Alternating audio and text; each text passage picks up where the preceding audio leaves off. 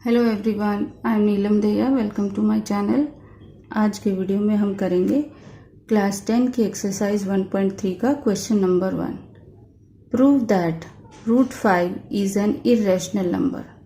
ये जो क्वेश्चन है ये इस चैप्टर का सबसे ज़्यादा इम्पोर्टेंट क्वेश्चन है।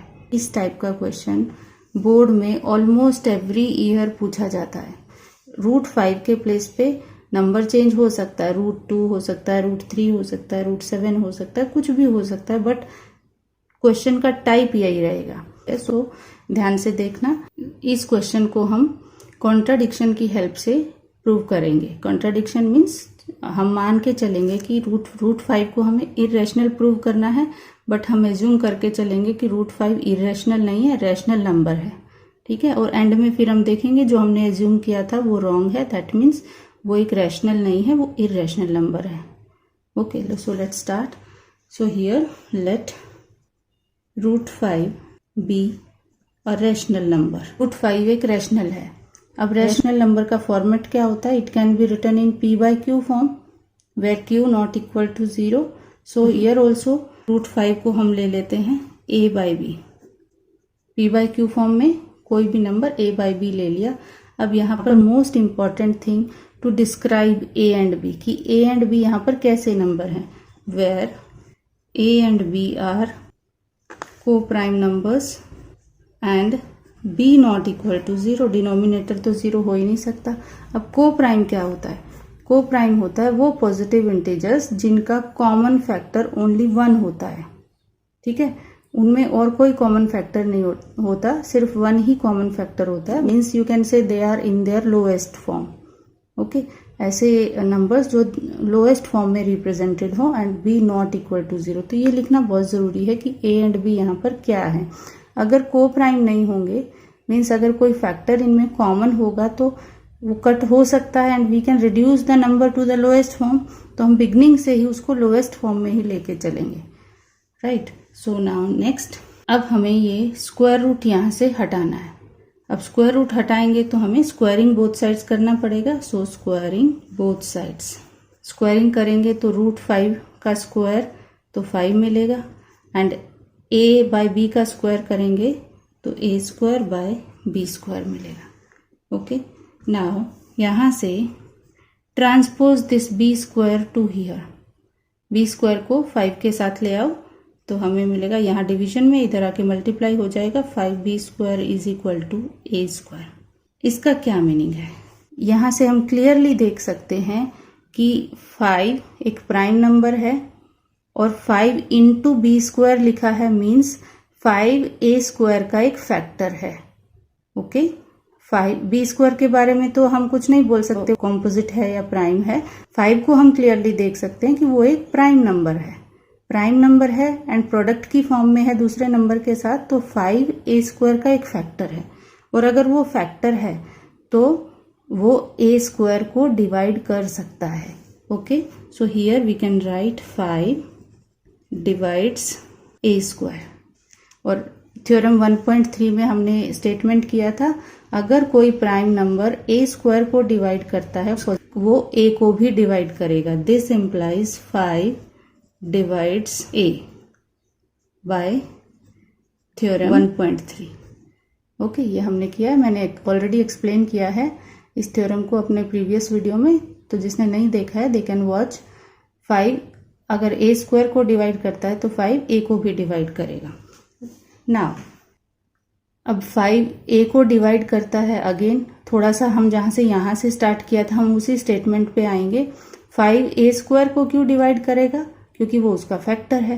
अब यहाँ से हमें मिला 5a को डिवाइड करता है, तो यहाँ से हम बोल सकते हैं ना कि 5 is a factor of a। 5 अगर a को डिवाइड करता है तो ऑब्वियसली वो उसका एक फैक्टर होगा। अब यहाँ से वो इसका एक फैक्टर है तो लेट a को अब हम एज्यूम कर लेंगे, जिसमें एक फैक्टर तो 5 है ही, because 5 is a factor of a। अब दूसरा कुछ फैक्टर है या नहीं है, we can not say anything, हमें श्योर नहीं है, बट 5 एक फैक्टर है वो श्योर है। तो दूसरा फैक्टर हम उसको let it be into m ले लेते हैं। m की वैल्यू 1 भी हो सकती है, 2 भी हो सकती है। 1 होगी तो ओनली 5 आ जाएगा, 2 होगी तो 10 आ जाएगा। Where m is a positive integer, m कोई एक पॉजिटिव इंटीजर है।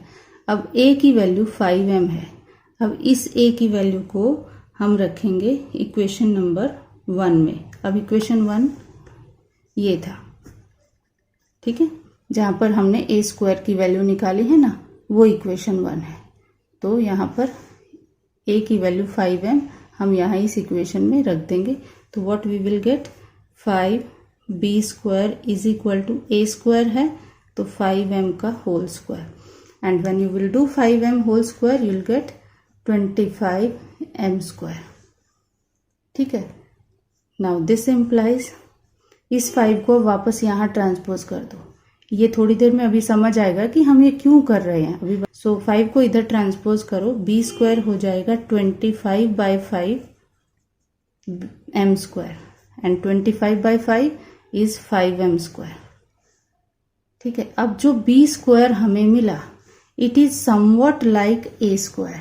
सी here, a square is equal to 5b square. यहाँ से b स्क्वायर हमें मिल रहा है 5m स्क्वायर, यानी कि ये जो फैक्टर 5 है it is a common factor in a and b। अब क्लियरली यहाँ से हमें दिख रहा है कि 5 एक प्राइम नंबर है और वो b स्क्वायर का एक फैक्टर है। So this implies 5 divides b square, और अगर b स्क्वायर को डिवाइड करता है तो फिर वो b को भी डिवाइड करेगा। सो 5 डिवाइड b, ओके। अगर 5b स्क्वायर को डिवाइड करता है तो वो b को भी डिवाइड करेगा, और अगर वो b को डिवाइड करेगा तो 5 is a factor of b। एक ये स्टेटमेंट और एक ये स्टेटमेंट, इन दोनों को ऑब्जर्व करो। यहां से हमें मिला 5 a का फैक्टर है, और यहां से हमें मिल रहा है 5 b का भी एक फैक्टर है, जबकि हमने बिगनिंग में क्या एज्यूम किया था, a एंड b आर को प्राइम नंबर्स। को prime means they do not share a common factor, they do not have a common factor other than 1, but यहाँ तो हम दिखा रहे हैं कि 5 is a factor of a as well as 5 is a factor of b। तो यहाँ से let this equation be, let it be 2, जो 5 is a factor of a, यहाँ से हम इसको 2 ले लेते हैं, और जो ये निकाला है 5 is a factor of b, इसको हम इक्वेशन 3 ले लेते हैं, ठीक है। इक्वेशन 2 और 3 को ऑब्जर्व करके हम क्या बोल सकते हैं, so from second and third we can say 5 is a common factor of a and b।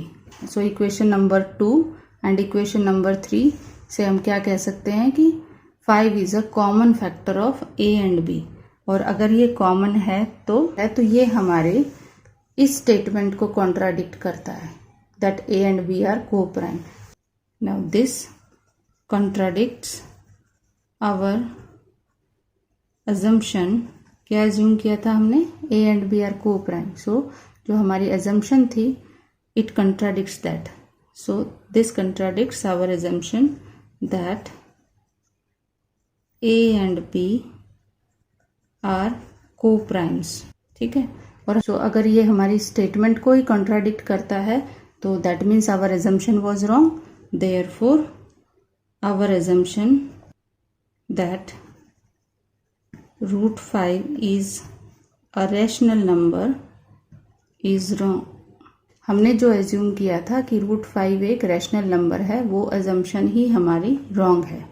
Hence we can say that √5 is an irrational number. So यहाँ पर ये जो थ्योरम है, as I said earlier also that this is very important, and इसमें आपको 2-3 things का ध्यान रखना पड़ेगा while doing this. Don't skip any step.